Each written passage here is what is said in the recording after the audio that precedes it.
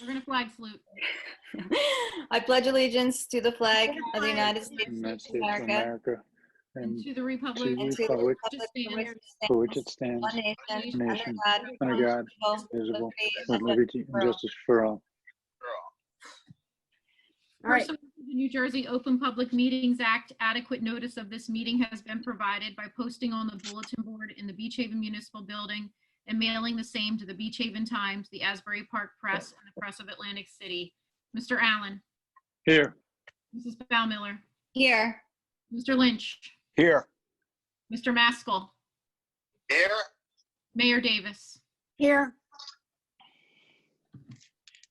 Okay, the manager's report for the evening: cash receipts in the current fund account for the period of April 1st to April 30th were $2,544,414.87. Cash disbursements in the current fund account for the month of April totaled $2,850,082.91. And the cash balance in the current fund account for this period is $13,267,543.18. Cash received in the water utility account for this period from April 1st to April 30th were $230,409.52. Cash disbursements in the water utility account for the month of April totaled $45,932.50. And the cash balance in the water utility account for the month of April totaled $45,932.50, submitted by our treasurer, Sherry Bowler. I have minutes this evening for approval by council of the April 13th regular meeting. Has everybody read the minutes? Yes. Is there a motion to approve the minutes? Motion to approve minutes as written. Thanks, Chuck. Okay, Second. Second. All in favor?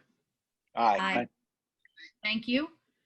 Ordinance 2020-07, calendar year 2020 ordinance to exceed the municipal budget appropriations limit and to establish a cap bank pursuant to NJSA 40A:4-45. Final reading. and this is open for public discussion. It's a final reading. If anybody wants to discuss, there's a little hand that you can put up under where it says participants. So if you go under participants at the top of your screen, you'll see a little hand at the bottom, and you hit that. If that's not working and you're using a video camera, raise your hand and go like this if you can see me, okay? And then we'll unmute you. You can unmute yourself so you can talk. So does anybody want to talk to this ordinance? I can't see the hands, only Sherry can. There is no hands raised, Nancy. Okay, so therefore I close the floor. Is there a motion to approve? Motion to approve. Second. Mr. Allen, Yes. Mrs. Baumiller, Yes. Mr. Lynch, Yes. Mr. Maskell, Yes. Mayor Davis. Yes. Ordinance 2020-08C, an ordinance amending section 120-15 mercantile license fees of the Code of the Borough of Beach Haven to permit the governing body by resolution to extend the deadline during times of a declared emergency. Final reading. Final reading, so I'm opening the floor to public comment. Raise your hand or wave your hand. Sherry can only see that. None at this time.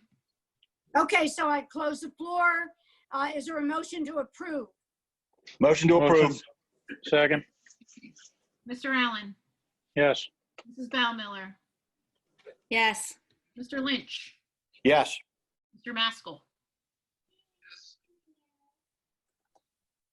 Was that a yes from Chuck? Yes, he said yes. He said yes. Mayor Davis. Yes.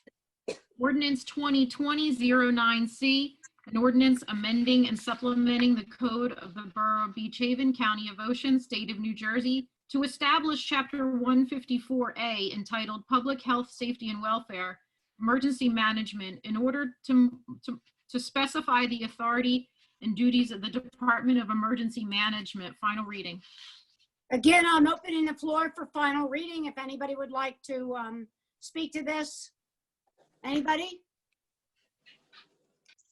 No? None at this time. All right, so closing the floor, is there a motion to approve? Motion to approve. All I'll right, second. Mr. Allen, Yes.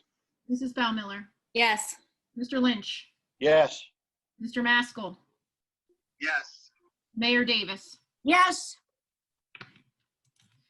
Ordinance 2020-11C, an ordinance amending and supplementing Chapter 212 zoning to include swimming pools and coping within the definition of building, to amend the definition of building within Section 212-3B of the Borough Code to include swimming pools and coping.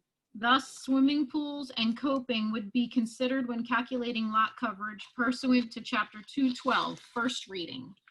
I would like to open the floor to public comment on this at this time. I spent pretty much all day today, all day yesterday, and all day Saturday talking to people about this. So I think before we make a decision, I'd like to hear from the public. I think that's a good idea. So I'd like to open the floor to public comment, and I expect a lot of it. So please keep your comments to 3 minutes and raise your hands, and we'll, Sherry will call on you as we go. Would you like to hear from your members of council first? Yes, I would actually. That's a good idea. Who on council wants to speak to this? I'd like to hear what the public has to say because I'm concerned about this bill. All right. Does anybody on the council want to speak about this now, or would you rather wait till after the public discussion? Anybody? I think I think I'd like to I wait. till prefer to after. hear. I'm sorry, Jamie, what was that? I'd like to hear first. Okay, Okay. So we'll open it to the public then. okay. All right. So Sherry, you go through the. You have the hands. I can only see people that are raising their hands physically. Colette. Go ahead, Colette. That You're was on. quick. That was real quick. Thank you. Number one, I understand and kind of respect trying to regulate this somewhat. I just, speaking for the company that I work for, a majority of my customers have a plan when they build their house, and it's not necessarily to build the largest house and put a pool in it. It's build their house and according to maybe putting a pool in one day. Maybe putting a pool in one day. What this does is limit a lot of my customers and a lot of my potential buyers to a house. So if I have a customer that has a 5-year plan and they've designed their whole house around putting this pool in one day, maybe when their kids are older and a little bit more responsible, or maybe when they no longer can walk up the hill to the beach, they're kind of being limited in this because they may already reach the maximum buildable space. So that kind of hurts a lot of my customers that necessarily can't afford to put a pool in right when they build the house. Also, like when you're thinking and talking about this, you know, a typical lot size, maybe 50 by 100. So maybe make this some sort of a regulation on a lot that's irregular or smaller than the average size lot. But, you know, on a lot that's greater than 60 by 100, I mean, the ultimate goal is to build the most beautiful home they want and to make their yard look beautiful. So you're limiting people. You're also limiting me as a speculator. When I purchase a property and I want to build a house for someone, I'm going to want to build a 5-bedroom house on a 50 by 100 lot, not a 4-bedroom house, because I have more 5-bedroom house buyers than I have 4-bedroom buyers. Then I limit them for putting a pool in, because if I build a 5-bedroom house, I have no room for a pool. If I build a 4-bedroom house, you know, now I've limited myself of all the people who might want a larger home and don't want a pool. So it just kind of hits home there. You know, also, you know, you're asking people that pay a tax on every single portion of their property. You already have side yard setbacks. And if you're meeting all your requirements, why are you limiting people on what they can do with their property? The last thing I want to ask is just, you know, with this coronavirus, nobody knows right now if you're even going to be able to swim in the ocean this summer. So if we ever have something like this again, or we can't, now you're limiting people from having some sort of activity in their yard. And it's not to harp on the virus. I mean, you could put a hot tub in or something, but you know, you're limiting people on doing what they're, I understand the idea behind it, but you need to modify what you're doing, not make it a part of the total building coverage, or make the building coverage higher or grandfather people in that have a 5-year plan with the house. I don't know, but I at least wanted to express that to you so that you understand how a builder kind of thinks about it. And, I grew up in Beach Haven, so like I respect what the town's trying to do. I just think that punishing a homeowner or a prospective buyer for, maybe mismanagement of the overall, I don't even know what to say it is, and I don't mean it to be mismanagement, but how these houses have gotten so large. I mean, this was a problem 20 years ago. You can't correct it overnight. Thank you. Thank you. All right, anyone else? Mark, let me find you. Go ahead, Don't Mark. forget to state your name and address before you speak. Sure. My name is Mark Prue. It's spelled a little funny, but it's pronounced Prue. And I'm at 1000 Atlantic Avenue. Go ahead, Mark. So I do have some thoughts and some comments, but I guess the first thing I have is a question. I can speculate as to what the proposal attempts to accomplish, but sometimes that's a bad move, is to speculate. Assuming, though, that it's some sort of environmental effort, eco-friendly, well, the first thing I'd want to know is what exactly are you trying to solve for? What are you trying to correct? And what's the science behind it? Colette did a pretty good job of outlining some of the impact. And I think I've got some ideas on impact. But the very first thing I'd be concerned with is, what are you trying to solve for? And where is the science that says, yep, this is the solution. This will nail this. Because in an effort to accomplish something that might be positive for the entire community, the attempt might be very misguided. This might not be what will resolve that at all. And what you're going to be left with is simply the problems. So misguided. So people say, oh, gee, I got to have a pool. I really want a pool, but I can't extend my lot coverage here. So I'll just go up. I'll go higher.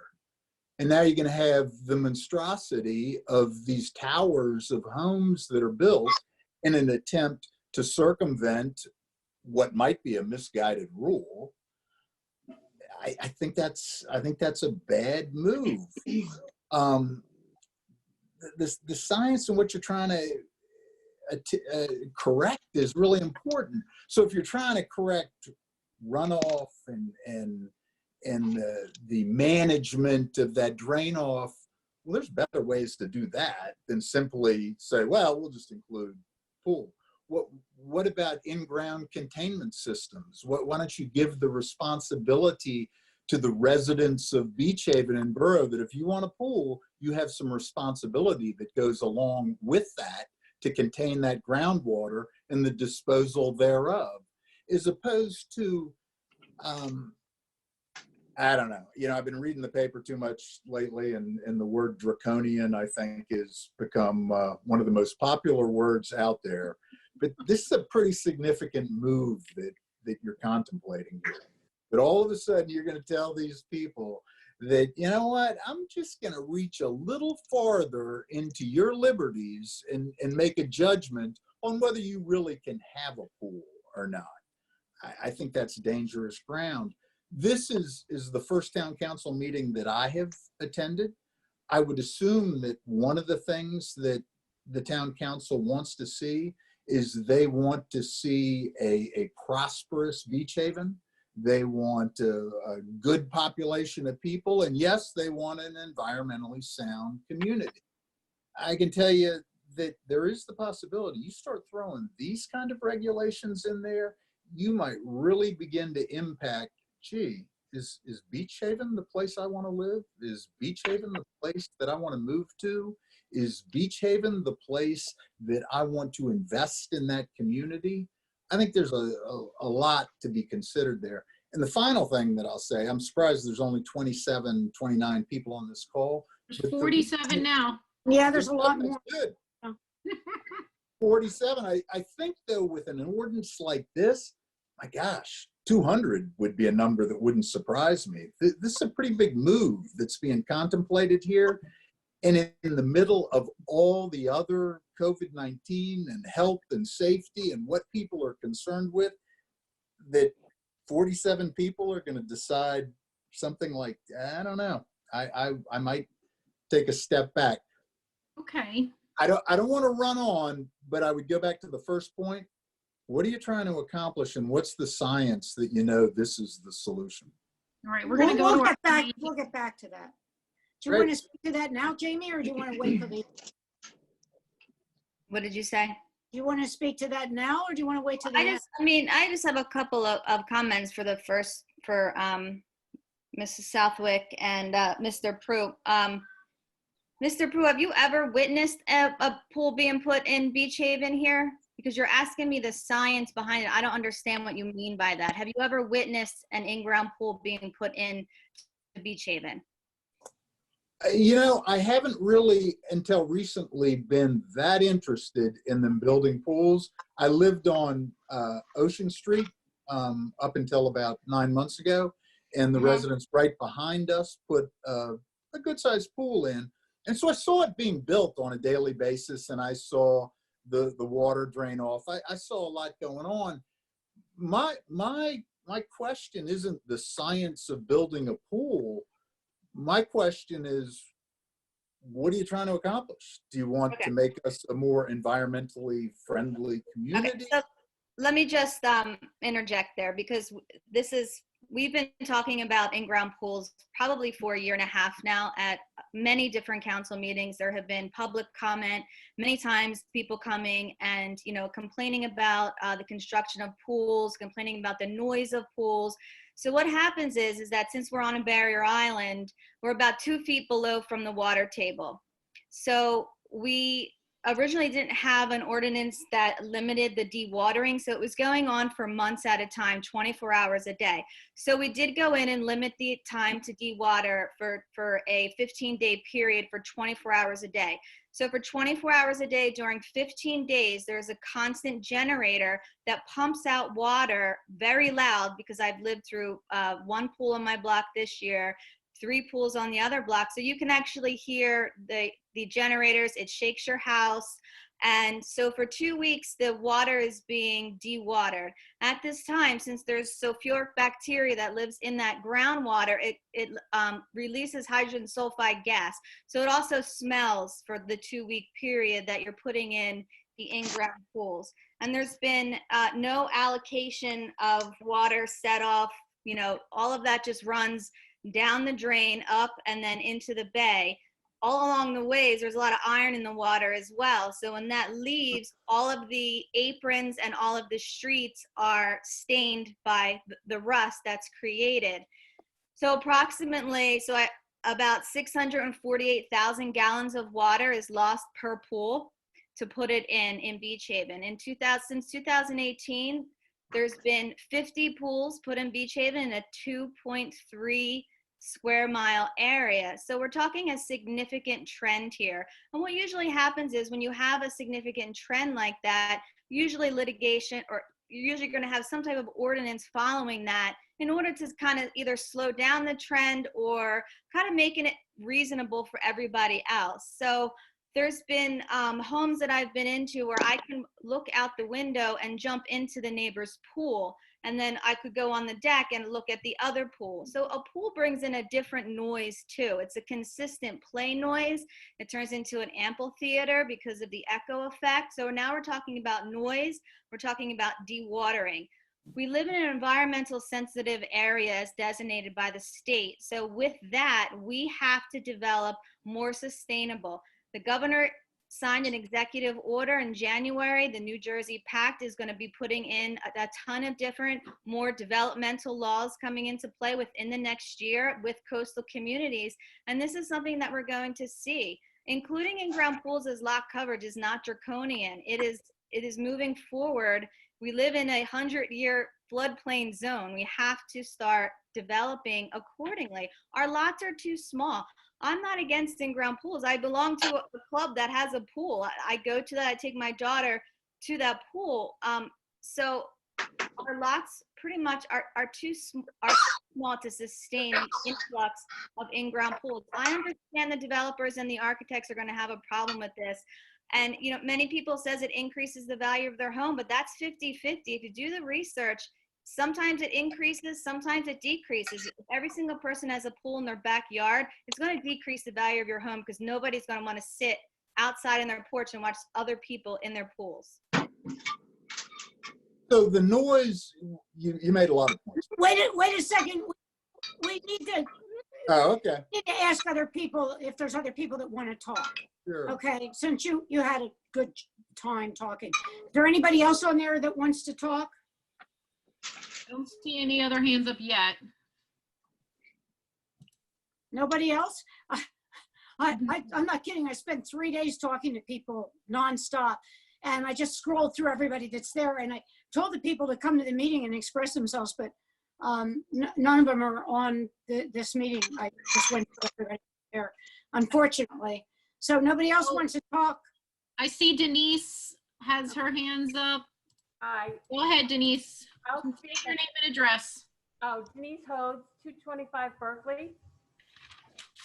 I'm one of the people that spoke to Nancy yesterday. I owned a home in Holgate up until about a year ago, or 2 years ago, and I had a pool there. And for various personal reasons, I wanted to move.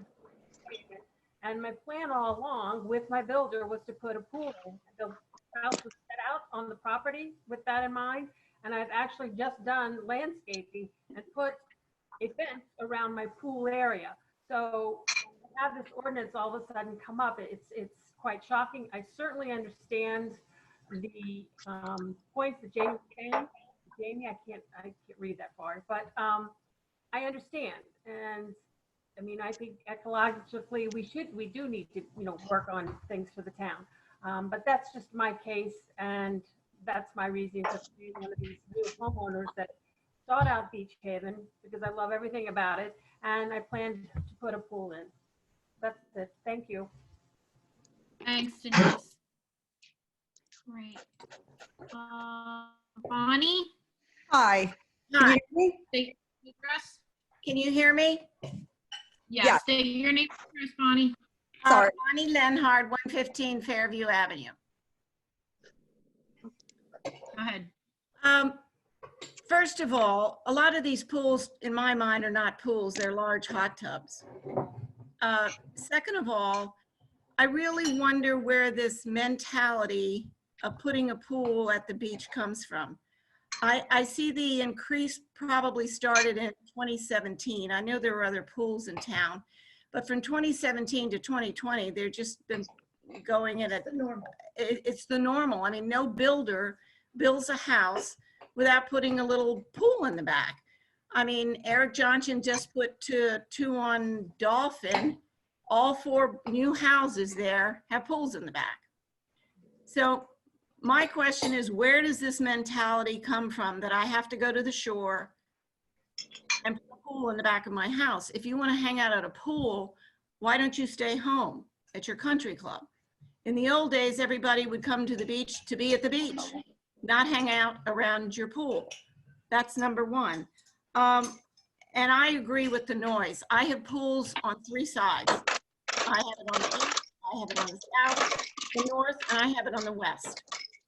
I have a pool filter in the back of my yard, on the neighbor's yard, that runs 12 hours a day. So I've asked them to run it at night, but they say, oh no, it has to run during the day. So when I want to sit outside, it's constant noise. By having pools in everybody's yard, you know, it's a different mentality because all these lots are so small. They're 50 by 100. The density is so dense, the noise carries with not only from the filters, it carries from the people that are there at the pool. So noise is an issue.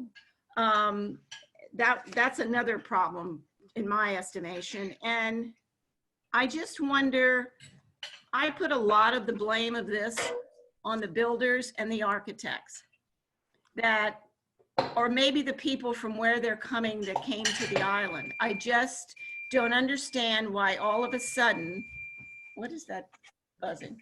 Why all of a sudden everybody feels they can't get through life without a pool in their backyard. That's one of my big questions. I'm worried about the water. I know when we did the master plan, we asked that all pools be filled by pool companies that bring big trucks down to fill up the pools. I've heard comments about draining the pools. I don't think anybody drains their pools anymore. Very rarely does that happen. It happens when they build them, but so few of these people are building in-ground pools. There are all these preformed kinds. They come in, they put in the ground, they dig them, attach them to a piling and put them in the ground. But I mean, I think this is a great idea. I mean, the problem is that everybody is going to say, well, then I can't build a house as big as I want. Well, that's another problem. Do you need a house that big? You look at these monstrosities that have come to this island and been created, which has changed the whole feel of the island, and nobody uses them. They're empty rooms. But somebody has sold them on the idea that they need to have all this extra large space. So I just think everybody needs to take a step back and think, going forward, what do you want your island to be? What do you want your town to be? Again, I'm worried about the water and supplying the water, and I'm all for this. I have no problem with this at all. That's it. Thank you, Bonnie. Thank you. Anyone else want to speak to this ordinance?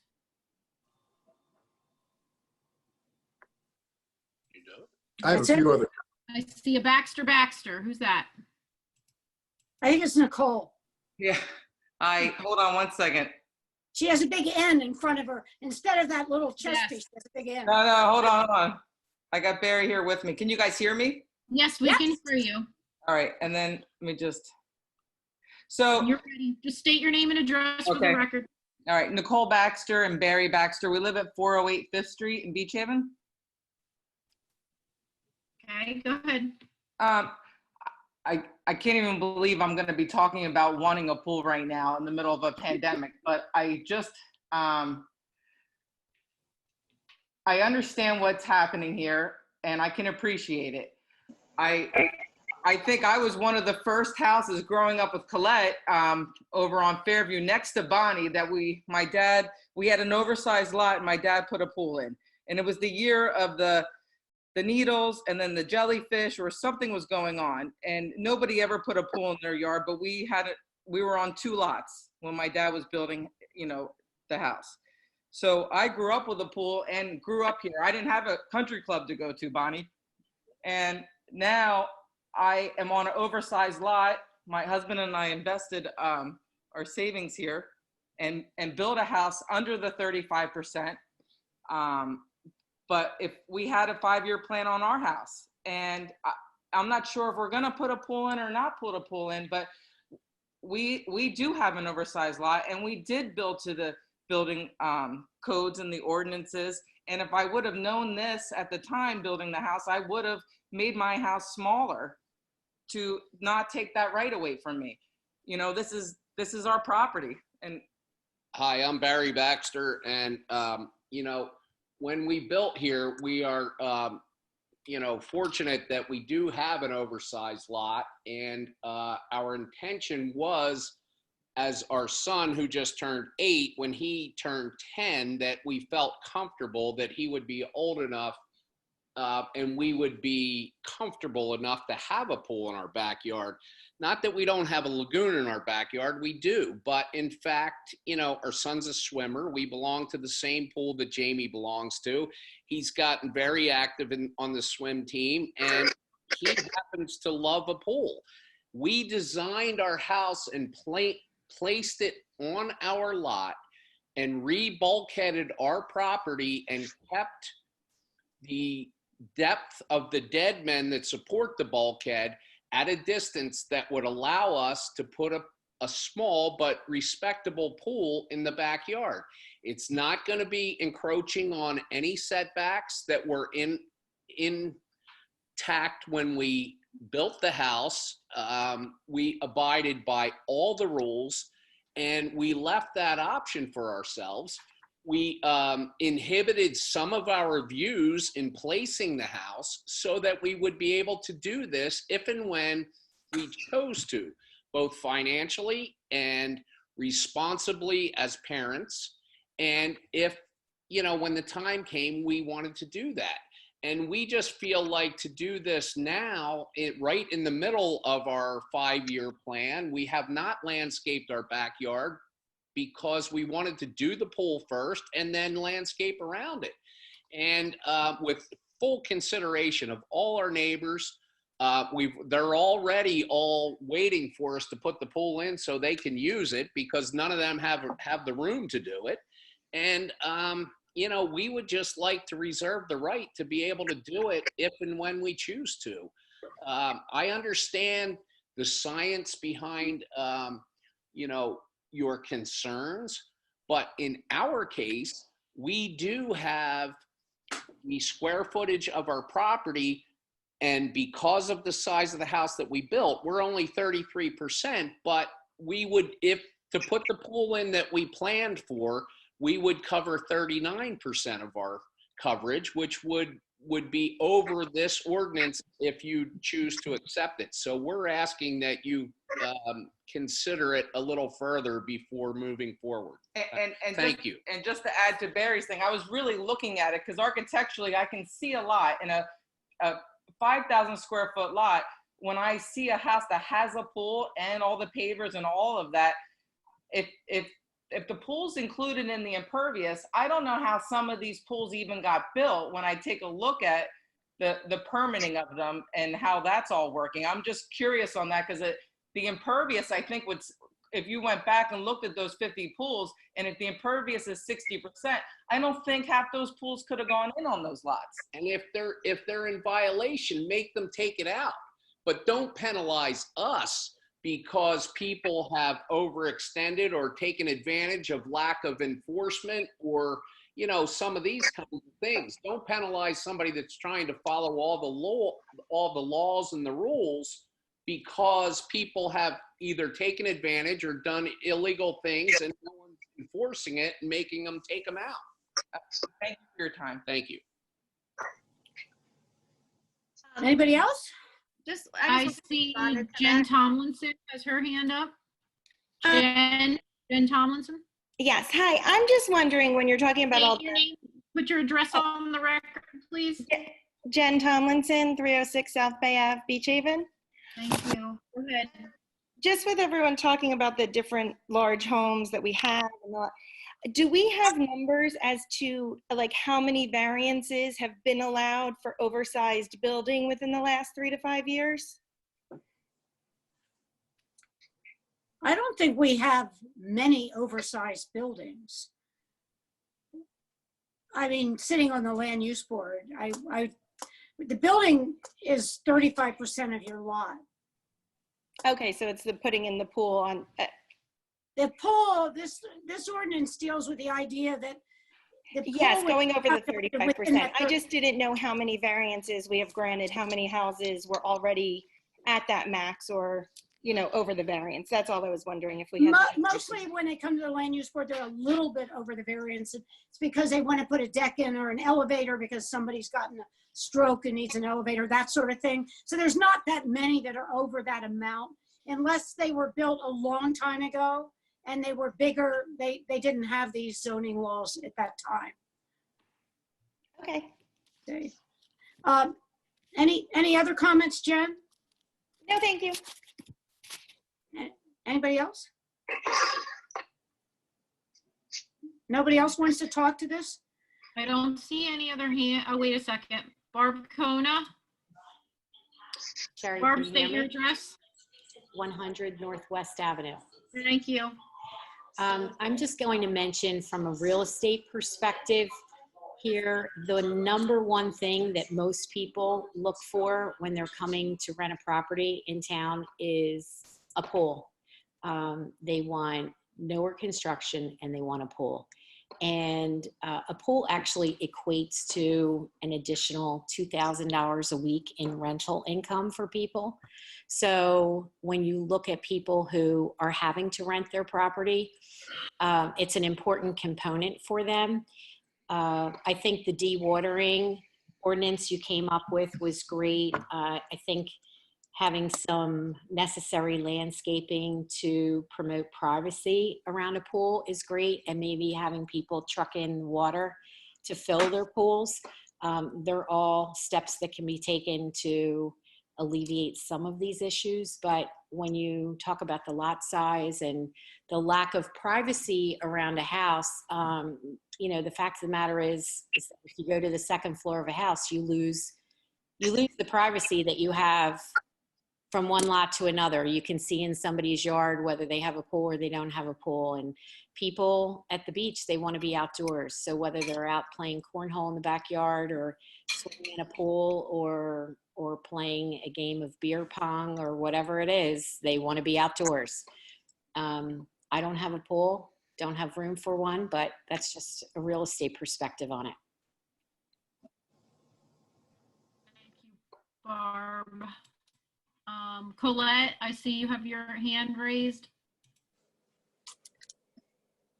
Yeah, it's really just a follow-up, just like, because I do work for a pretty large builder, and for us, just like we kind of understand what happened. It was around 9/11, and that's when the whole dynamic of the island kind of changed for the size of the houses that we're building.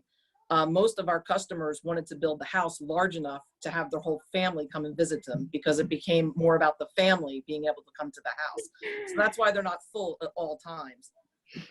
And then also, as a builder, when we build a spec home in the borough of Beach Haven, we don't necessarily, I don't think we've ever put a pool in a spec home that we've chosen, you know, in that town, because we feel that we may have more buyers that don't want a pool, that want a pool, but we don't want to limit them. So now I'm in a predicament that when, you know, I'm going to be building a house, now I've got to decide, now I've got to pick a house for someone who may never want to put a pool in, but might not want that house size. So, you know, it's just when it comes to the timing of this, I think that there is some sort of regulation and some sort of importance to what you're doing. I just think that there should be a little bit more, just a little more information that goes out, a little more conversations with people in my industry, in the real estate industry, in the business industry, so that, you know, when you make this decision to move forward, it's quantified and justified, and it works for everybody. I think when you just, you know, put an X on it and say, sorry, you already built a 2,500 square foot house on a 50 by 100 lot, you know, you can't have a pool.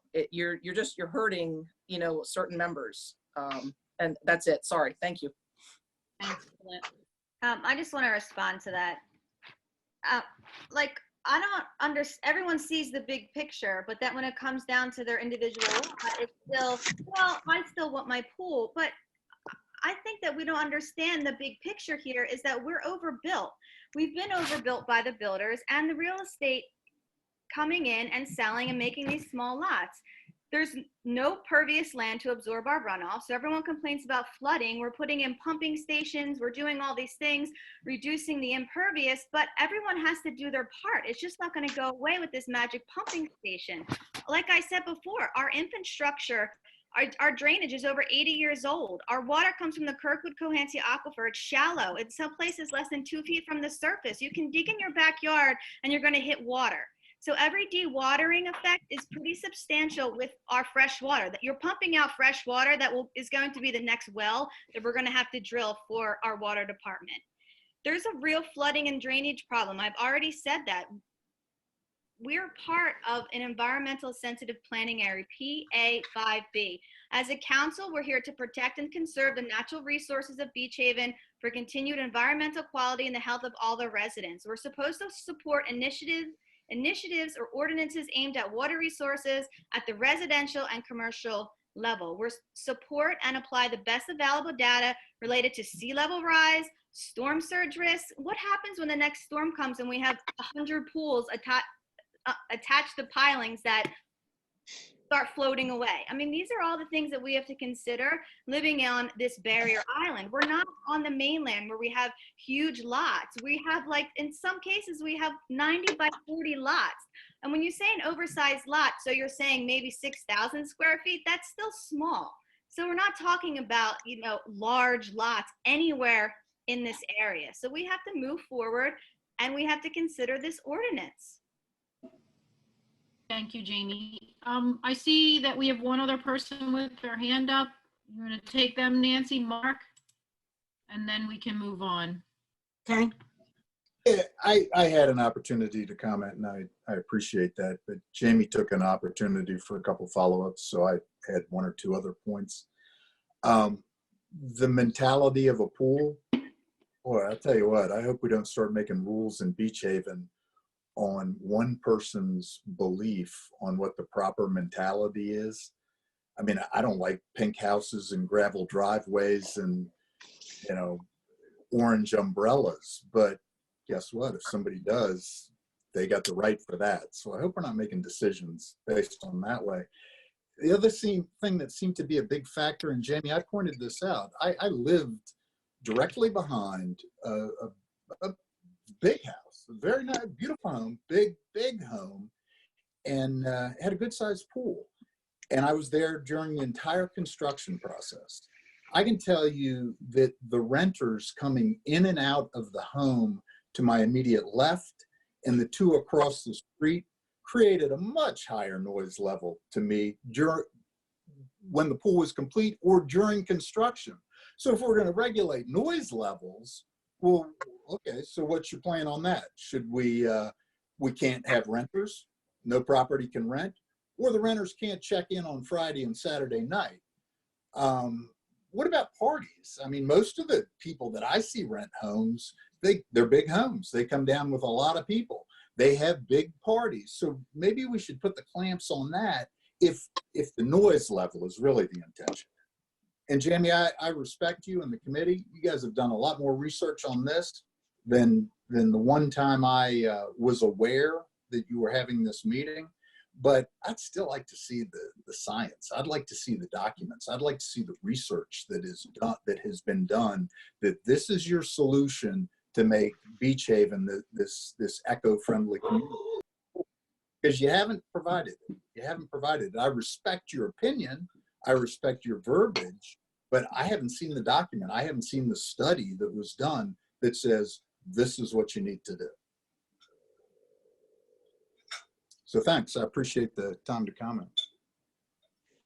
Anybody else? May I just weigh in a little bit? Can you hear me? It's Bonnie. Bonnie Wells. Yeah, state your address, Bonnie. Okay, 333 Pearl Street, Beach Haven, New Jersey. And you did a wonderful job researching this, and I really hear what you're saying, you know, both scientifically and the water, you know, the water being the runoff, the rusting of the curbs, the sound of the pumps, things like that.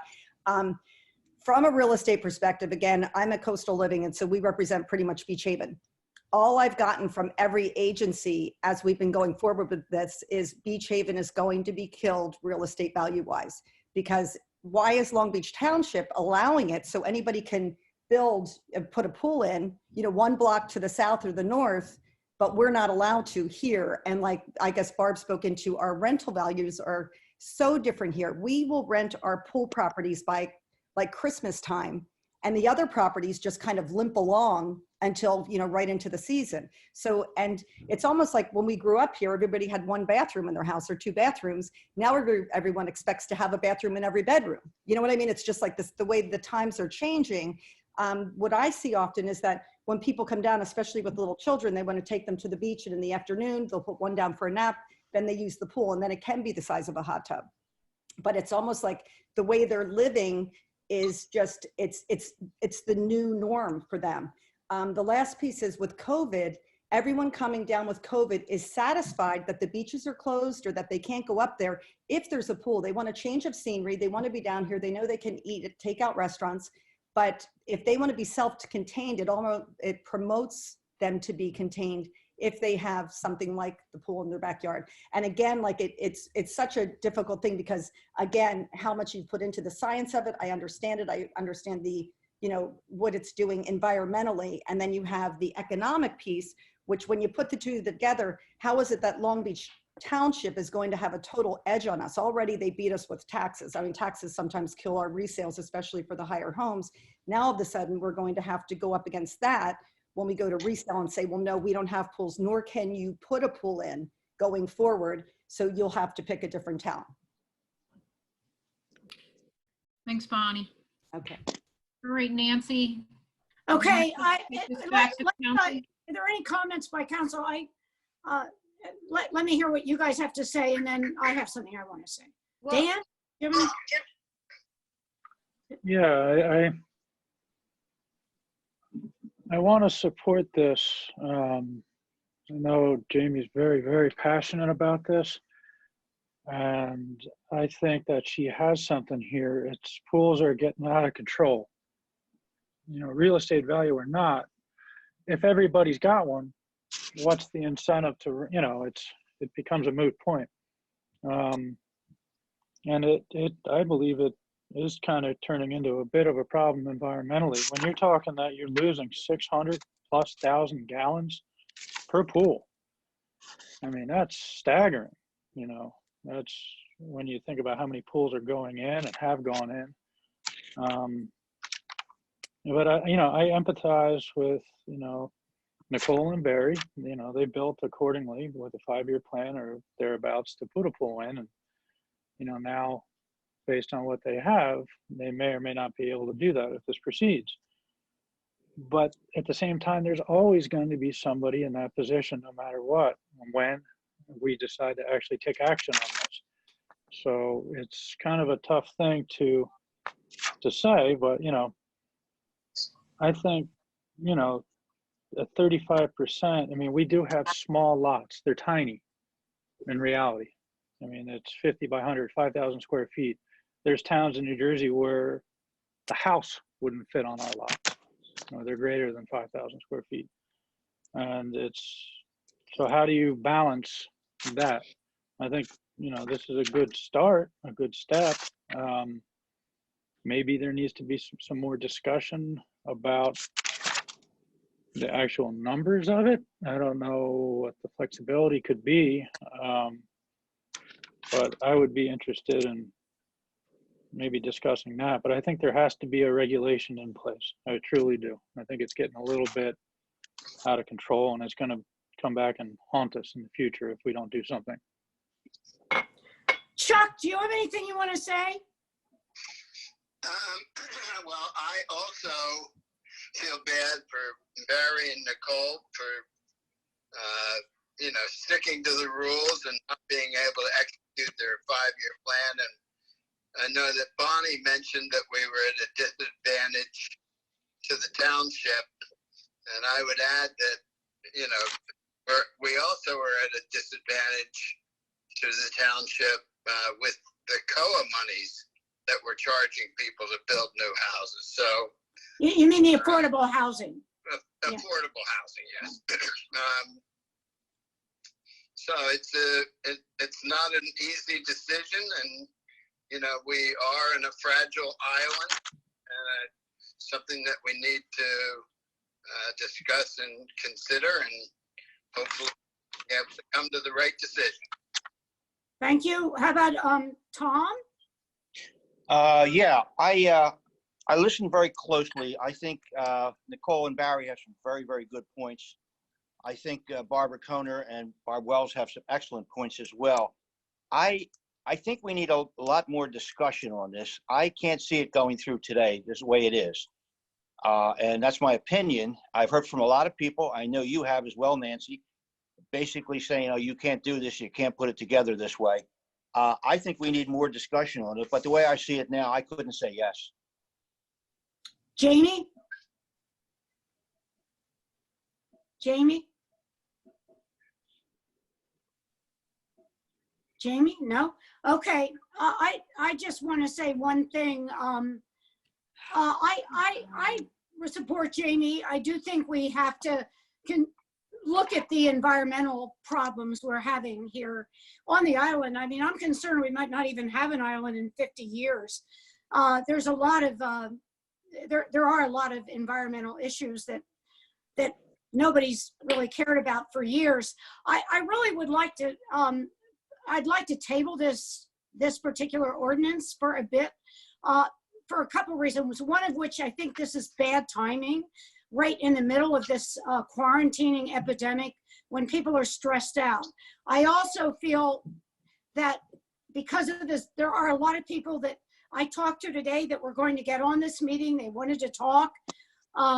Obviously, they didn't get on, probably because they're not very technologically savvy.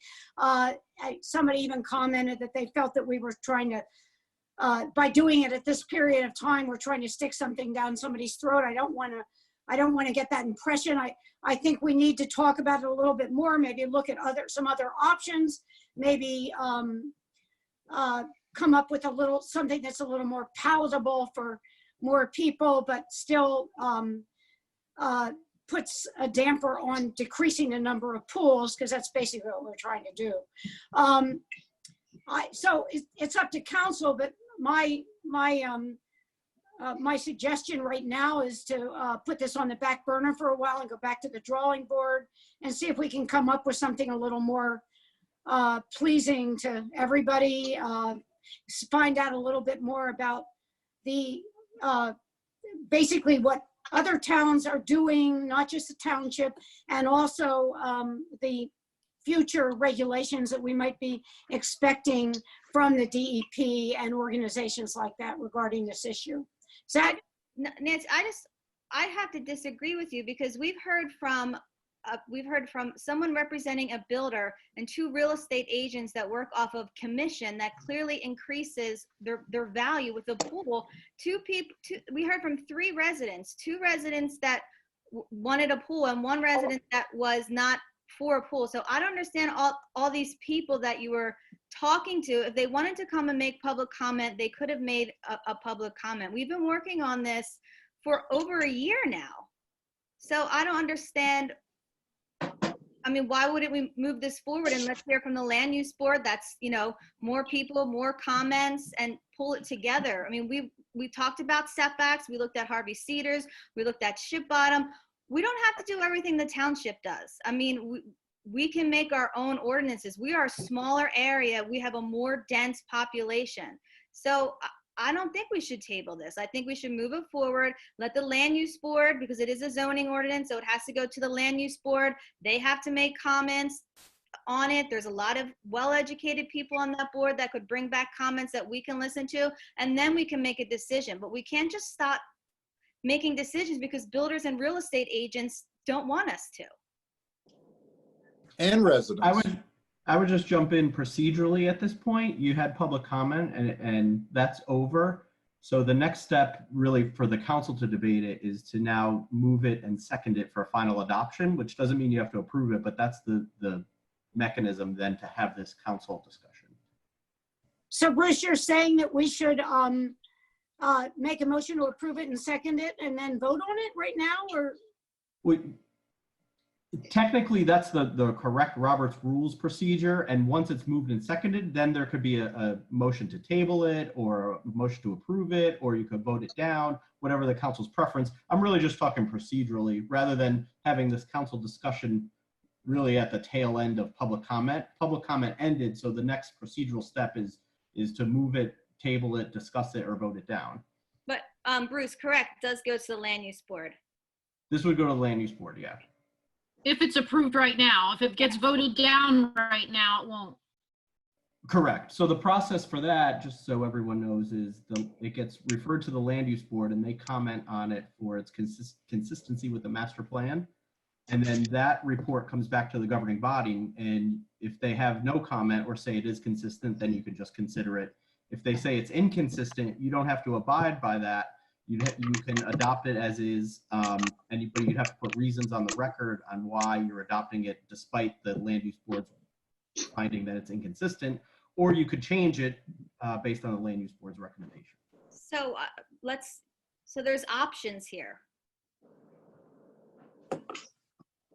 There are options, yes. I might just want to say that right now, if somebody is wanting to get a pool in, like the Baxters, if they apply for an ordinance, if this were to pass and pass this reading and then the second reading and then there's a waiting period before it becomes effective, you have that period of time to apply for a pool ordinance. And basically you have, I think, 2 years in which you could build that pool once you have the permit. So, I mean, there are people that could move forward at this time. Just wanted to let that knowledge out so people know. So do I have a motion? So I guess, Bruce, what you're saying is right now, if this does not pass, it drops off the drawing board. If it does pass, we go on to second reading and then we have more public discussion. And then that would be the vote that would approve it. Or somebody might at this point in time make a motion to table this, but are you saying it has to be seconded for, you have to have an approval in a second before you can go to the point where you say, let's step back from this for a couple months? Right, so your options are to move and second a motion to table it right now and vote on that to some point in the future or not at all. Or move it and second it for adoption, where it would either be voted to be approved. If that's the vote, then it would go to the land use board. If that vote is rejected, then the ordinance will die. So those and it goes to the land use board between the first and second reading, correct? Yeah, correct. Right. All right, so that's where we are. So is there a motion to approve? Motion to approve. Is there a second? Second. Okay, so Chuck is seconded. Mr. Allen, Yes. Mrs. Baumiller, Yes. Mr. Lynch. I'd either say no, or we table it for another discussion. Right now, we're voting on an introduction, so you're a no? I'm a no. All right, Mr. Maskell, Yes. Mayor Davis. Yes. Okay, thank you. All right, so. Okay.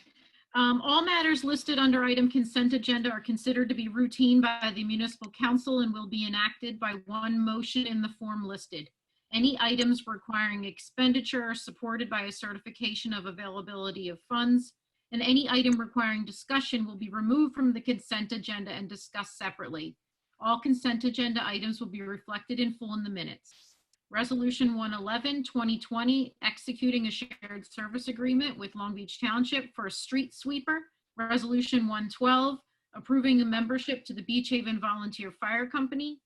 Resolution 113, awarding licenses to 3 motorized ice cream vendors.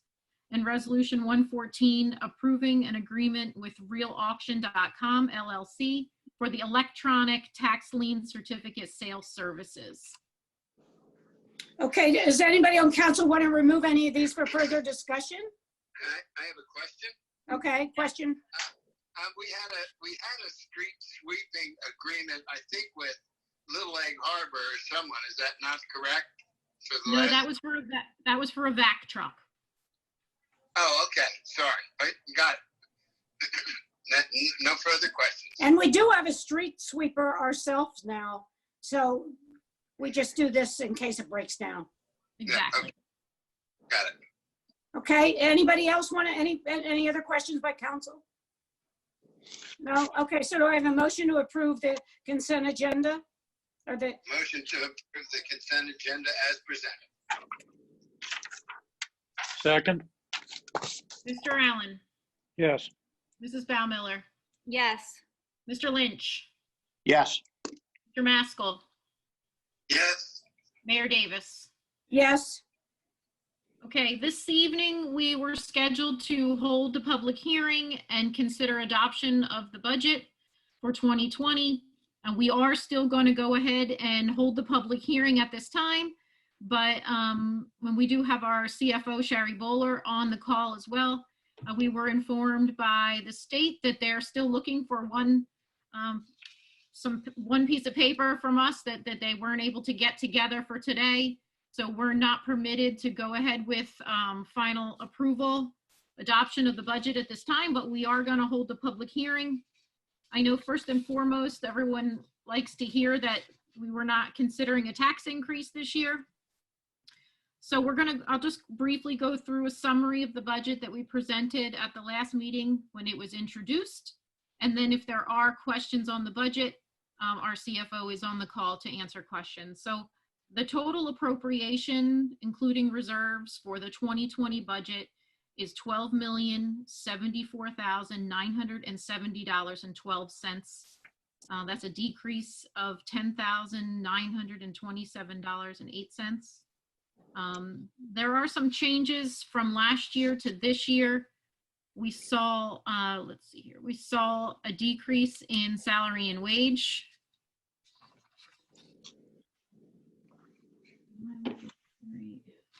Sherry, can you hear me, Sherry Bowler? She's shaking her head, yes. Yes. All right, I don't know if I printed the right sheet here. Do you have a summary sheet as well? I actually don't have it with me. I didn't expect that I would need that tonight. I apologize. What is the question? I just, for some reason, was thinking that these numbers were not updated, but if I'm misspeaking, jump in, okay? Okay. All right, we saw a decrease in salary and wage that equated to 3.53%. We had an increase in operating expenses that equated to 1.99%, and that was primarily due to increased costs of insurance, health insurance, and pensions. We saw an increase in our debt service payment over last year, and that was $478,580, which is deliberate by the council to continue to be proactively paying down debt. The total revenues for the total change in revenue from 2019 to this year, we saw like for the builds. So if you accidentally hit it, it's not gonna break. What was that? I'm sorry, I'm hearing all kinds of voices. I do too. Please mute yourselves. You have kids talking, mute yourselves. Okay, so there's a decrease in surplus, a decrease in $4,595 over last year, decrease in code enforcement, construction.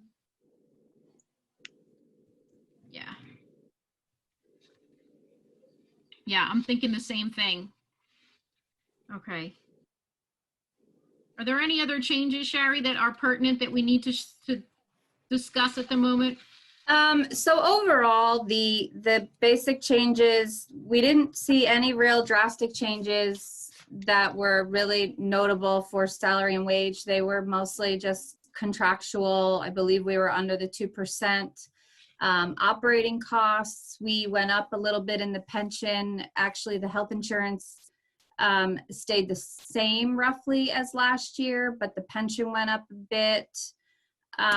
We kept our tax rate the same, and we offset the balance utilizing a little bit more of our surplus. We used about a little more than 3 million in surplus. That's mostly it. We kept our reserve for uncollected the same. We didn't really have any major spikes this year, which was a good thing. We kept our debt service at an increase, which we did that last year to pay down at a more proactive rate. And this year we actually just rolled over our notes, and we borrowed, instead of borrowing 7 million in notes, we borrowed a little over 6 million. So by increasing our debt service, principal payment, we're reaping that benefit by borrowing more in our notes and saving on the interest there.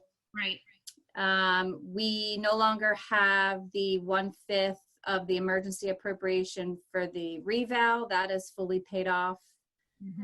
We do have this year also, we did our second annual payment for the repayment of the CDL loan, which we started last year.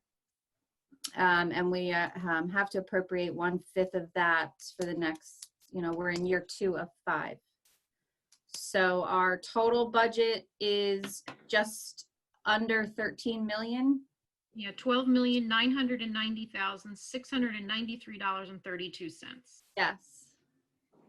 The only item that we're waiting on, actually, the only reason we got the okay to adopt today, and then the DCA actually pulled it from us because we're still waiting on a document from FEMA for our amortization schedule for the CDL loan. So they've promised that to us tomorrow, unfortunately. So okay. They were going to allow us to adopt without it, but at the last minute, they want us to wait. So we will adopt at the agenda meeting, next agenda. Okay, perfect. So at this time, we will open the floor for any comments on the 2020 budget.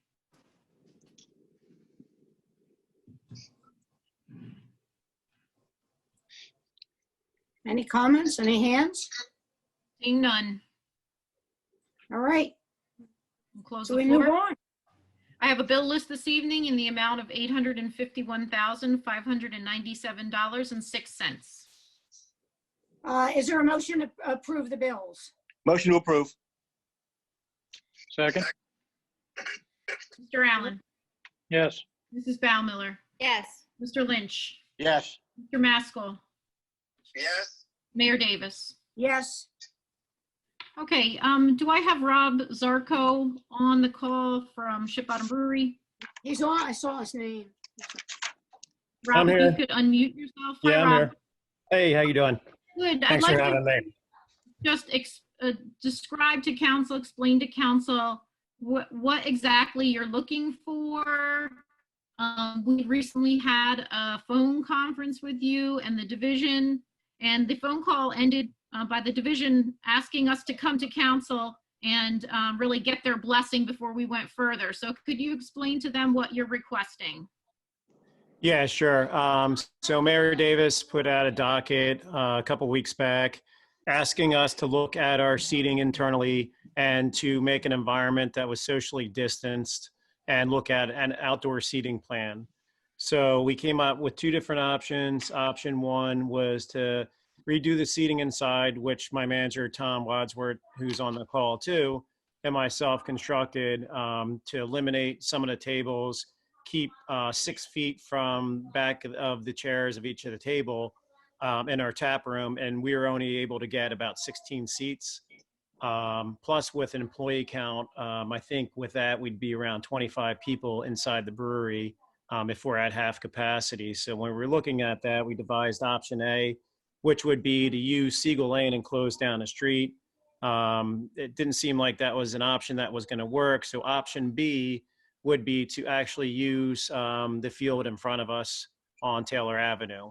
Partial of that, fence in a small area, have some tables out there to create a socially distanced environment, use conjunction with our tap room to keep a safe environment that's contactless for our employees, for our customers, that we could serve people when we're able to open up and have a responsible environment that, people can enjoy to themselves and not worry about coming in contact with anybody.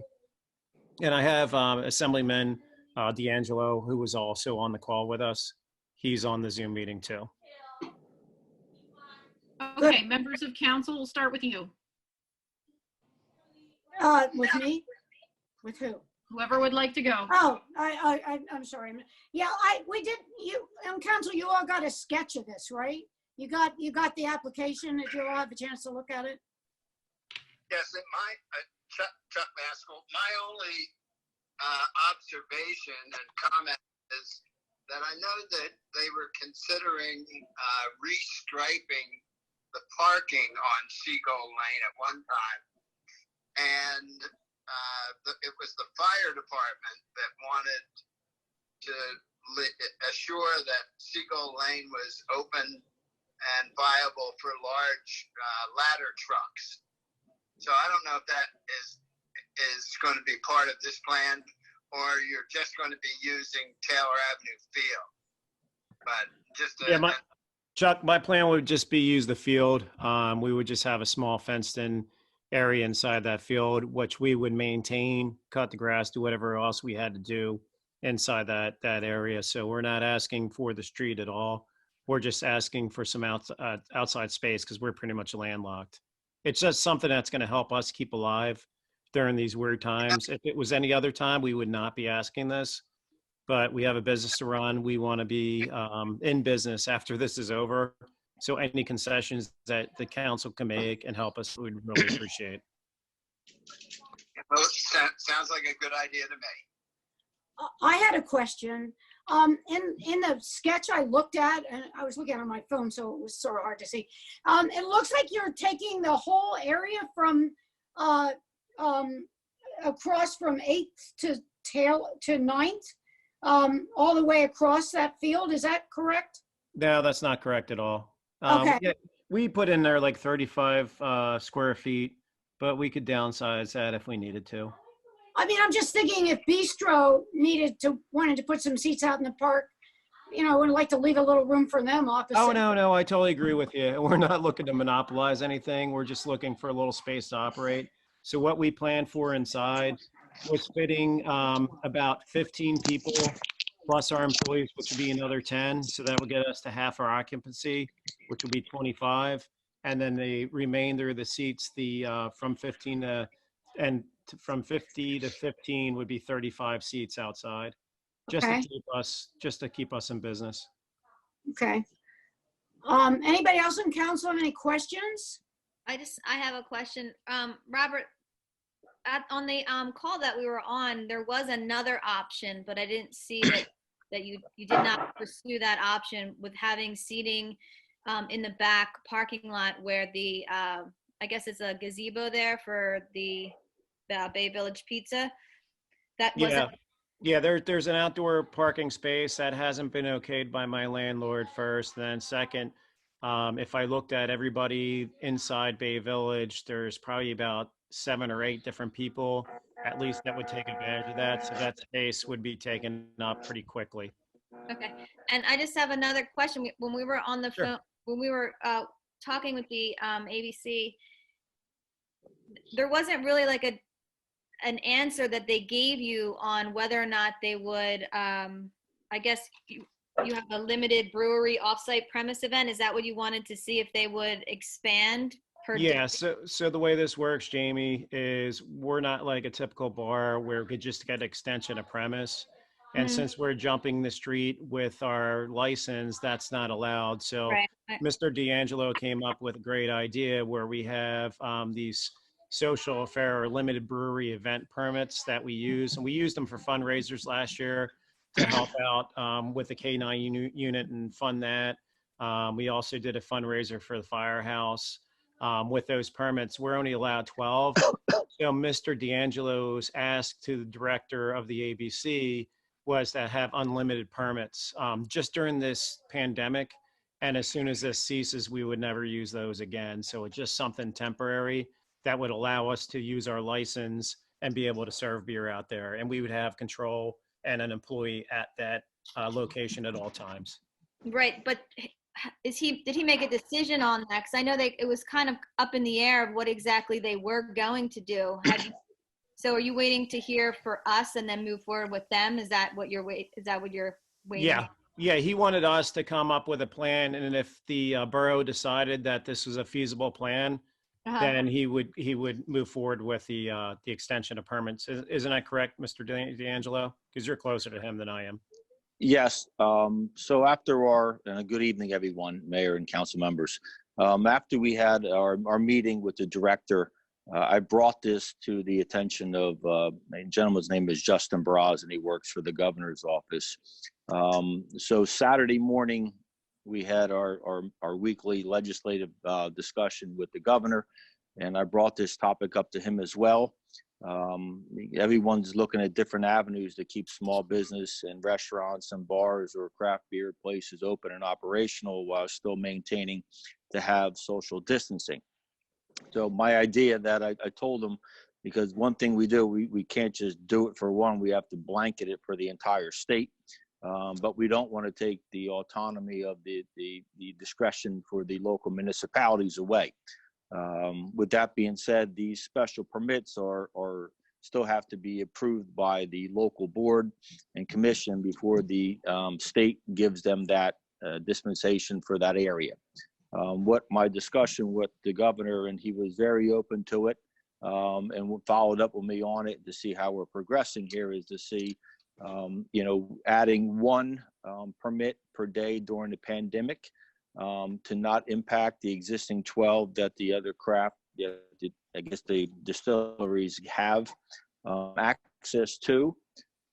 So 12 wasn't enough. And if we got a positive discussion from the council here, then it would give me a more latitude to kind of move forward with the governor's office and reach out, to try to make this motion happen. We didn't know whether or not we needed to do emergent legislation to do this, to make it happen, or if something that you can do in an executive order, or we're having a waiver on.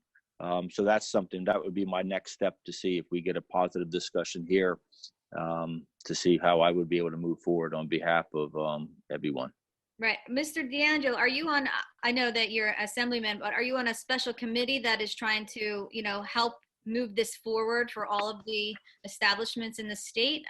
So give you an example. I serve on, I'm on the utility and telecommunication. I'm the chairman of, that I'm on vice chair of military and veterans affairs, but I'm on a member of the appropriations committee, where we have made some recent adjustments to local licenses. Okay. Although the craft beer licenses have changed, we try not to do anything that's going to be that chaotic, so that if the municipality is not open to have this area being utilized, they still have the authority to do this. But I'm in the leadership. I represent the 14th legislative district, which is like a Mercer Middlesex County, but also a homeowner. As I was listening earlier, a homeowner doesn't rent in Long Beach Township.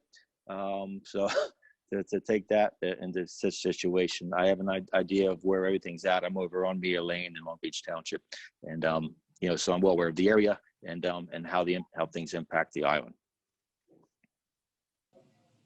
Okay.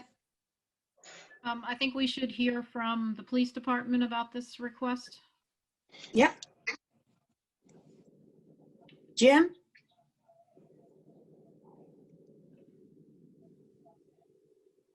Jim, he's muted.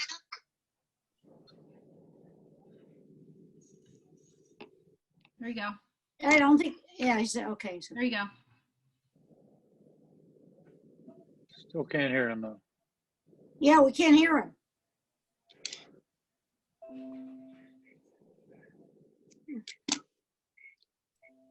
Nope.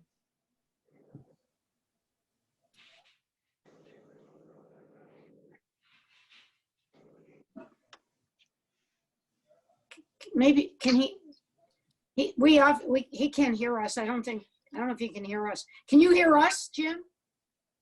Okay. But we can't hear you, so I don't know what the problem is. If I can intervene, I've done a lot of these. If Chief, you just tap your picture.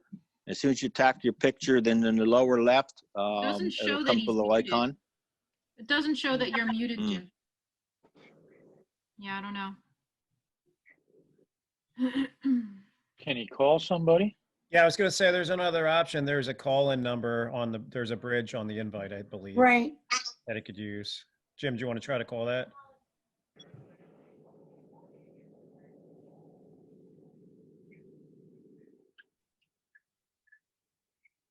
Maybe that's my solution, Nancy. Well, you're doing, that's what you're doing, Chuck.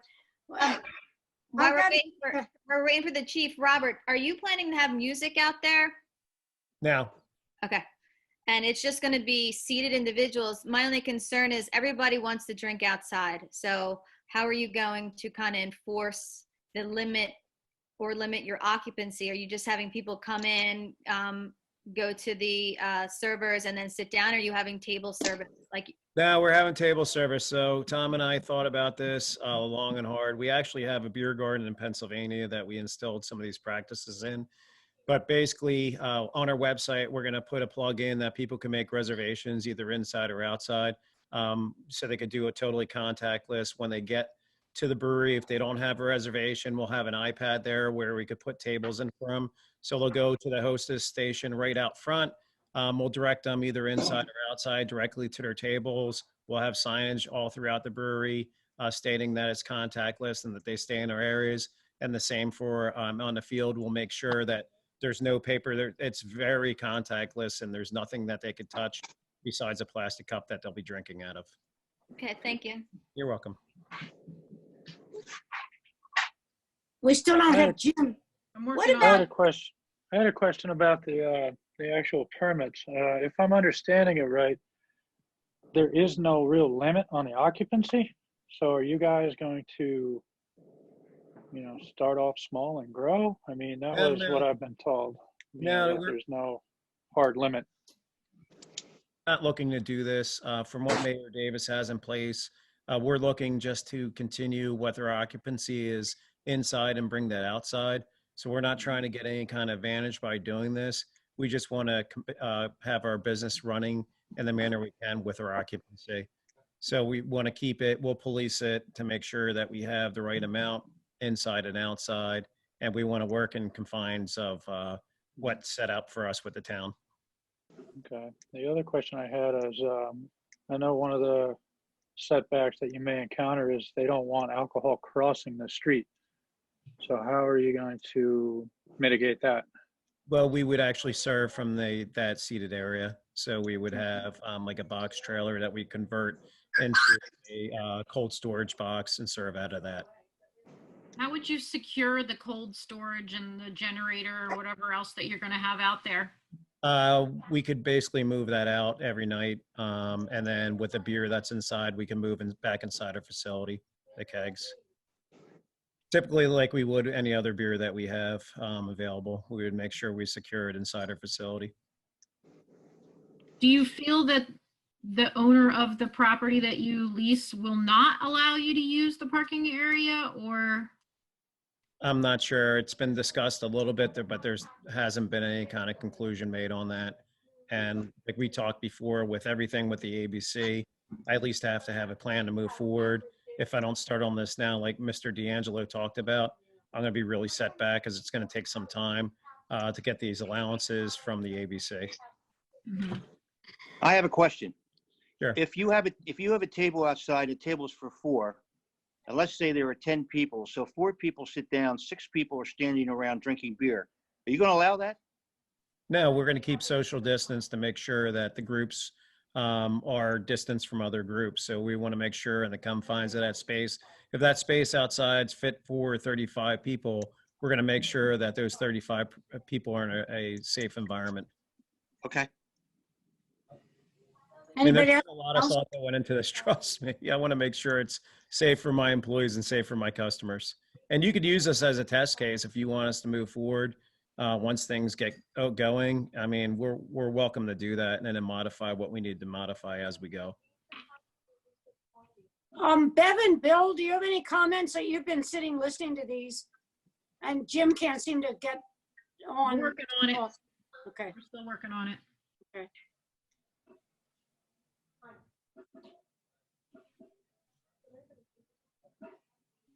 Bill, Bev, no comment? No. I just want to say is whatever plans we've written and put into place do not take effect until the governor opens up his order to let us move forward. Yeah, of course. We're not asking that. We're trying to give you a basic idea on what we're going to let you do, but that can all change in a matter of a day. No, I agree. And we've seen that happen, through the course of this crisis that's happening. So I totally understand. And we're waiting for the governor to say that anybody could open before we'd even be able to do this. Right. All right, we have Jim on the line. Yay. Tell me if you can hear me. Hey, Jim. Yes. Yeah. All right. Okay, so some of the things that I talked about with ABC was Chief Kevin Schatz. He just said to make sure that we cannot grant an extension of premise because it's across public street. I know we talked about that. So if you guys are going to grant this use in the field, it has to be by this other means, by these 12 permits that you're going to increase the amount. The second thing that I have concerns about is at nighttime when they're closed and it's not being used anymore, things need to be put away, things need to be moved inside and secured, because you know that kids and everything else, they'll come in and break stuff and break into the cooler and stuff if they can. Other things we have to deal with is noise. We have to figure out a way to deal with pass-offs of alcohol to underage people. If this is only being, if it's a short fence or something that's around this, we have some of that stuff to worry about. The tents, I think the tents would have to be, checked every so often if they're going to have tents up there so that no winds, we don't have any problems with that.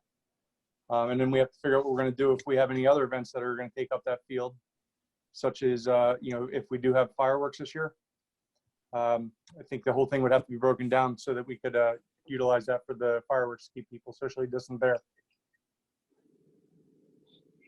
Yeah, Jim, if I could comment on a couple of things you said. Yeah, we would definitely go for the extensions or the number of limited brewery permits so we could serve alcohol there. The second thing, as far as pass-offs, we've done numerous events at the Bay. We haven't had any issues. Everybody that works for me is very professional and they are trained to look for that. So I don't worry about that. We would ID. I talked about this before where we put a deposit on a police grade ID checker for that. And we would basically ban people. So we would serve people with bans. As far as breakdown equipment, I talked about before, we would bring all the beer back into the brewery at the end of the night with the kegs. So there would be nothing. We can move the trailer that we're going to serve into the parking lot behind after too. So we would be able to take. And then the other concern is, I said with the generator, the noise from the generator, you said you were going to look for when it was low noise, but also the amount of people that you're going to have in this would have to be limited. Yeah. It'd be like a beer fest that was all summer long. Yeah, we don't want to do that. We don't want to promote that. This is something that we just want to have an environment that's small, that has numerous tables to fit 35 people on, like we talked about. And then we would police that to make sure they were inside that limit. And then I know I threw around a couple other ideas, but there was use of possibly using some of that area behind Bay Village, and then maybe not having it specifically right in that park the whole entire time, maybe moving it around to other areas throughout town so that park wasn't taken up the whole time. Yeah, we can move it around if there's different events. We'd be very accommodating to do that. And that's the reason why we'd have a trailer so we could set up and then break down if we had to and move it around. Anything else? Not unless there's any specific questions. I just want to make sure that we're not looking to do an extension of premise on this. Yeah. My only concern is I just want to make sure that the council is treating everyone the same, because as of right now, we're only allowing full service restaurants with liquor licenses to expand on premise and to a pedestrian right of way. And this is not that. So I just want to, there is a difference between the license here. We're working with a brewery license, which is different. So if that's how we're going to classify it, why they're being treated differently, I just want to make sure that we're being fair. Yeah. Oh, shucks. Well, we also were entertaining the idea of using other parks for surf light, and so, I mean, it's kind of similar, using our park. I think the main concern that the chief was mentioning was, and specifically the fire department, of what Chuck said is, making sure that we're not closing streets for areas that the fire department would need access to. Mhm. Anybody else in council want to make some comments regarding this? I mean, I think it is important that we try to look at each case individually. I think if you have an establishment that's right on a park, you're lucky. And it seems like we should be using these parks at that town for these things. And maybe this will end sooner than we hope, but maybe not. Anybody else on council? Dan? Just a question. Let's say with the landlord that you do get permission to move into the parking lot. Would you be open to doing that instead of going into Taylor Ave? Yes, I'd be open to either. I'm just looking for something that's going to work with us, that I could go back to the ABC and say to the ABC, I have a plan that the town agrees with what we're doing. So then we can move ahead with them either allowing us to do this or not allowing. I just need to get moving on this. I understand. I just, I think everybody'd be a lot more comfortable if it was back in that parking lot, but you don't have assurances from the landlord. So I was just curious if you did get the green light to do that, if that would be your priority to go there or across the street. Either or would work for us, honestly. Okay. So And it I would be think open for discussion.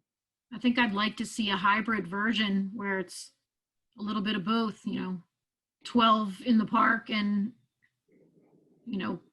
full summer in the parking lot. But I don't know if you'd be willing to do that, Rob, or if you'd even have the ability to do that. No, I think we have the ability. I mean, that's the reason why I wanted to get a little box trailer, so we could kind of conform and do what we had to do and be modular and move this thing around if we had to. It scares me to do 90 days in the park with No, that. we're not asking for that. We're asking for just as this goes on, and hopefully this doesn't go on all summer. Because, I mean, we were asking the ABC for unlimited as compared to 12, and the whole summer would be 90. So I just don't want it to get out of hand. No. You're asking for about 30 people in the park? 35. 35? Mm-hmm. I mean, I think, there's other concerns with the parking lot. There are other establishments that serve takeout food in Bay Village that might want to, I mean, maybe we could, people could take it out and eat their cupcakes or something in the parking lot or in the park, I suppose. So, Tom, do you have anything to say? No, I'm fine with this. I just want to understand, are you going to have both? In other words, if you get the parking lot approval, you're going to use the parking lot. Okay. If you get the parking lot approval, you're going to use the parking lot and go out front to the park? No. Like Sherry said, we could use a modified version, but we're not looking to do both. Because I don't want to carry that much staff. It doesn't make sense. That's what I was thinking. Yeah. You'd be hit on two sides. You wouldn't. Yeah, exactly. It's pretty hard to control. Yeah, it wouldn't be efficient for us. Yeah, I do agree. And the other thing too is, I agree with Nancy about we treat each case individually, but we want to be fair with every case and we want to be consistent. Chuck, do you have anything to say? I have some final comments, but on this. On this? I would just like to thank Ship Bottom as well as Jetty for working with Jenner, our police dog, police officer dog, and hopefully that we'll be able to do that more often. That's all I have to say on the beer. Okay. Anybody else on council? Bill, I have one other question. Jim. Yes. Do you plan in putting a police officer there permanently? No. Okay. I just, Jamie. I'm sorry. I just have one more question, Robert. You're better at this than I am with your beer garden. How are you going to utilize restrooms? Are you going to have them walk back into your establishment across Seagull Lane, or are you just? Yeah, they would have to go. I don't want to put porta potties out there, and plus I Yeah. don't know how safe porta potties are in our environment now. Plus, they're aesthetically they're not good looking anyway, so I prefer them to go back and forth, and Okay. we'll police that. Bill? Yes. I just have one thing to say. I want to make sure, I mean, I want everybody's business to run the best we can do. But I do want to also know that you got to look out for the first aid squads and the fire company. One of the things, Ocean Street is our landing zone in case there is somebody that has to be flown out. And I would just, when we're making these decisions, which I know I'm involved in a lot of, we have to take these things into consideration too. That's all I have to say. That's important. And I have a question too for you guys. Have anybody really talked about what we're gonna do about restrooms in the future? The governor hasn't come out with anything, has he? Well, I can answer that too. They're not allowed to be open right now. Right now, I know they aren't. It's a concern. Well, we've actually talked about it. You know, we're in there, we're meeting all the time, weekends long, it doesn't matter what time it is. We talk about these things. How are we going to sanitize them? And I hope all the restaurants and everybody or all the businesses are thinking about it that way too. We have to make sure that we're all safe for everybody else, the people coming in. First of all, we have to protect ourselves and our employees. So yes, we are discussing that. Good. All right, so shall we move on? Like, it seems like the council's in favor of this if everything works out with the liquor control people. Shall we move on to public comment? Is that, Sherry, are you still there, Sherry? All right.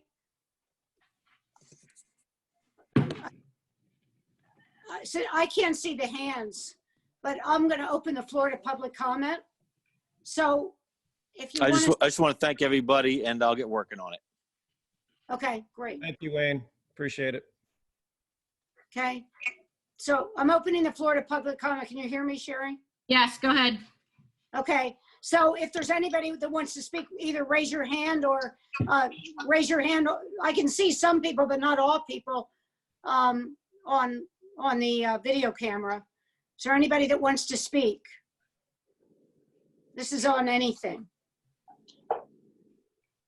No? No hands. No hands? Okay, I'm closing the floor to public comment. We have final remarks by council. Let me start with Jamie today. I just wanted to say that I know that everyone has, I know personally I have a lot of anxiety yet anticipation about, you know, the upcoming season. And as long as, you know, we're responsible and we're listening to the directives from the EOC and the governor, I'm hoping, as well as with all the other businesses and retail and restaurants and motels and the surf light, that, you know, that we're moving slowly, but I think that we're going to be good with our planning moving into the season. Hope so. Thank you. Dan? Yeah, I'd like to mirror that as well. I think it's important to do what we can for our business community, keep them afloat, because they are small businesses. And we have to work with them to do it safely and securely for not only, you know, our visitors, but also their employees. I read a great article that was forwarded to me today about that. And, you know, we just have to be mindful going forward, you know, listen to the directives, be careful, you know, not only for your visitors, but for yourselves, for your employees, for the people around you. And I just want to reach out and say, you know, I'm also anxious about the upcoming season, more so for our first responders than anyone else, because they are going to be the ones that are on the front line if things go sideways. So I just want to get out ahead when they're knee deep in it. I hope it doesn't happen, but if they get knee deep in things, you know, thank you in advance for being there. Tom? Yeah, I'm going to probably echo what Dan just said about being very careful and concerned about the businesses that we have in town and also the employees. The other thing I was going to say was the first responders. We've got to be very careful and make sure they do a wonderful job for us. So we want to make sure that they're being taken care of, and we listen to any problems they may have so we can resolve or do whatever we have to do. And even so, I'm just make sure everybody's in good health, and I hope we have a good summer. I really do. I'm cautiously optimistic, but let's see if we can do it. Thank you very much. Chuck? Well, let me be the first to wish all the mothers in the audience a happy Mother's Day. I had a wonderful meeting with Janet up in Ambler on Sunday, which was very nice. I'd like to also thank Sherry Bowler for her excellent job as usual with the budget. And we do have two of our council people who have spouses that are under the weather. And I'd like to wish both of them a speedy recovery. Both Mike Davis and Sally, Tom Lynch's lovely wife. That's it. I hope everybody has a safe summer. And I did have the opportunity to take a ride with Deb Whitcraft over to the hospital the other day. And our first responders are wonderful. And I think we should do everything we can to try and support them. That's all. Thank you. I'd like to just briefly say that we have a wonderful community, and we have people working around the clock really on this. And I want to thank Bev and Bill again, and all the other first responders. I also want to say that I've been putting an awful lot of time myself into researching things and dealing with people. I've had many. I'm a pathologist and epidemiologist, so I'm pretty knowledgeable about what's going on, and I've been getting a ton of social media that's bogus, that is inaccurate, that also, if you read it or listen to the videos or read through some of these emails, they sound logical. They're very easy to kind of say, oh, maybe that's right, maybe this is a hoax. It's not a hoax. It truly isn't.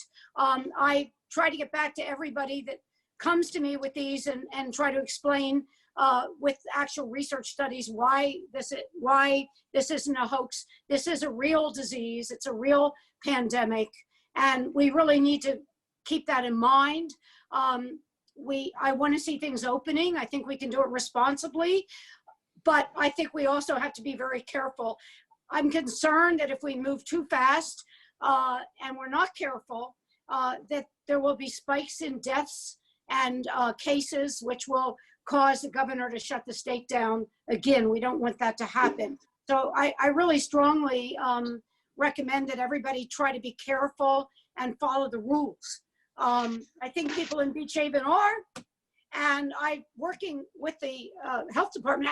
I actually got offered a job with the Ocean County Health Department.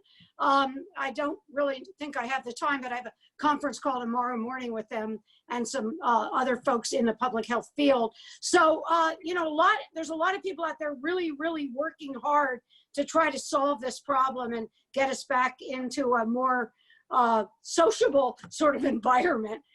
So hopefully it'll work out, and thank you all for attending, and thank you all, everybody, for your hard work. Yes, Chuck?